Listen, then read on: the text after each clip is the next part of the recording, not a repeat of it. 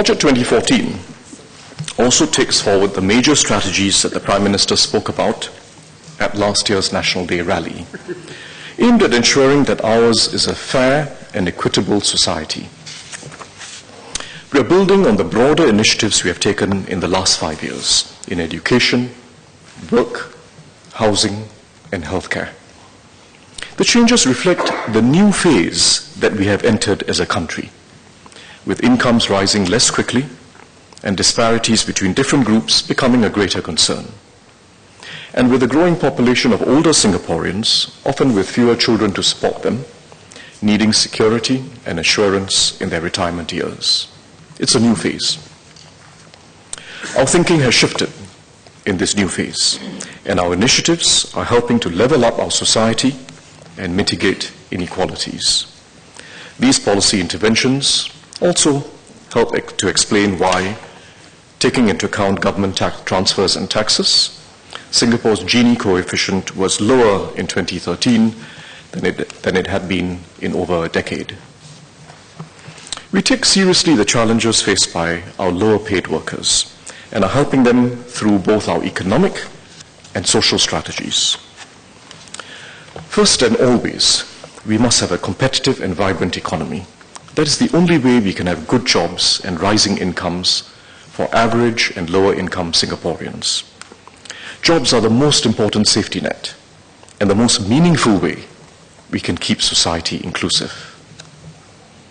Second, we are mitigating wage disparities by using tax revenues to top up the wages of those in the lowest 20% through workfare. Wages for these workers are in fact going up, as I mentioned earlier. With workfare and the special employment credit, the average older, lower wage Singaporean will receive wages at least 1/4 higher than what their employers will pay. With workfare and the special employment credit, they receive pay that is 1/4 higher, at least, on top of what the employer is in fact paying. The 3-year wage credit scheme that I introduced in last year's budget is also working well. Wages for lower paid Singaporeans have in fact improved the most rapidly, helped by the wage credit scheme. Our third strategy has been to tackle the problem of cheap sourcing. It is a specific problem that has required a more interventionist solution, worked out among the tripartite partners. In industries such as cleaning and security, cheap sourcing has held down pay and also led to high attrition, making it difficult for workers to acquire skills and upgrade themselves. The progressive wage model, which will be a licensing requirement for companies in both these industries, will ensure that cleaners and security guards, too, enjoy significant upgrades in their basic pay and have a pathway to improve their skills and wages over time. We are making progress, but there is more work to do. We cannot change the realities of global competition and technological advances that put pressure on less skilled workers all over the world. But we can do much more to improve the lives of lower income workers and to give their children the best chances to do well so that disadvantage is not passed from one generation to the next. And so that our society preserves a sense of equity and opportunity.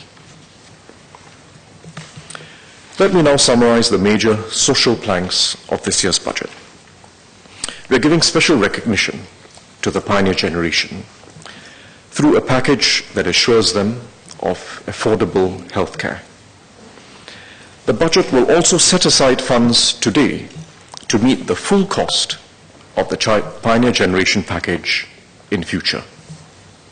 By doing so, the government is assuring the pioneer generation that the commitment we are making today will be met, regardless of future economic or fiscal circumstances.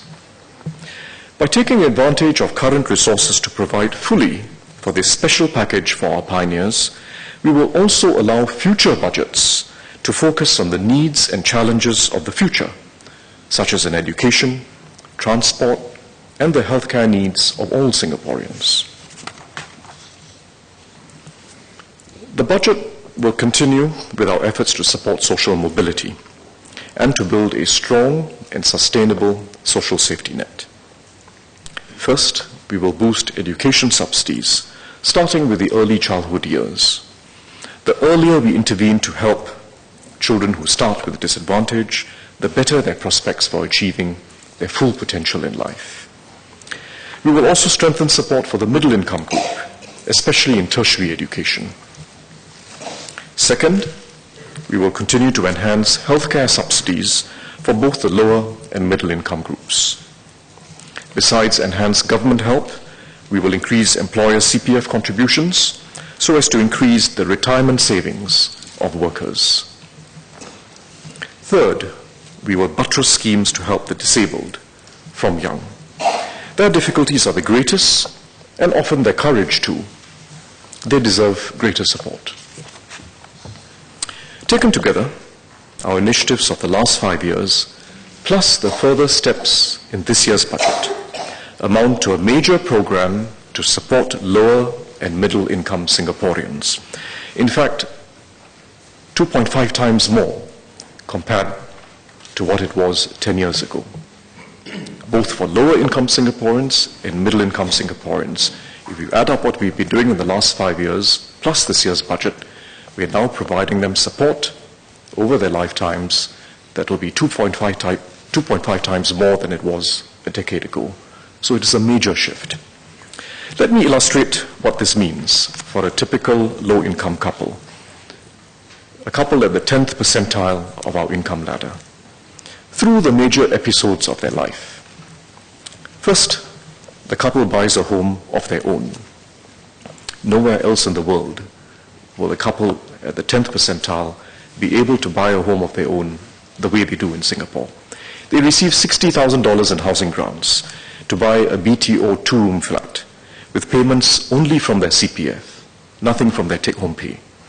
Later on, if they upgrade to a new three-room flat, they receive an additional $15,000 in a step-up CPF housing grant. Every step of their children's education will be heavily subsidized. Childcare fees will typically be just $3 a month. Then, through their children's school years, and if they go on to polytechnic, for example, financial assistance will cover 75% of their fees, of their total fees, through school and including ITE and polytechnic. If they go on to university, they get further support. Workfare tops up their pay by up to 30%. And if they face setbacks along the way, such as losing a job, ComCare will help. As the couple gets older, healthcare needs become more important. They will get subsidies of 70 to 80%, whether in inpatient or outpatient treatments, and for long-term care. And if they still have difficulty with their healthcare bills, Medifund will help. Taking these episodes in their life together, the couple will receive significant help from the government.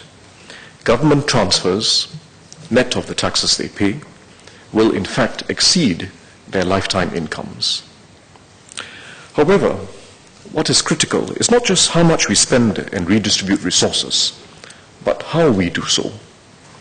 Our approach to uplifting the poor and leveling up society can only succeed if it supports a culture of personal responsibility, the desire to learn a new skill and work for a better living, and to make the effort to look after our own families. We know this from the evidence of half a century of major social interventions around the world, such as in the United States and the European nations. We cannot leave people to face life's uncertainties on their own. That is not our approach. But as we strengthen our social support and safety nets, our whole approach must be to encourage a compact between personal and collective responsibility, where each reinforces the other. It is the best way to sustain a vibrant and equitable society, where everyone plays a role in making Singapore a better place.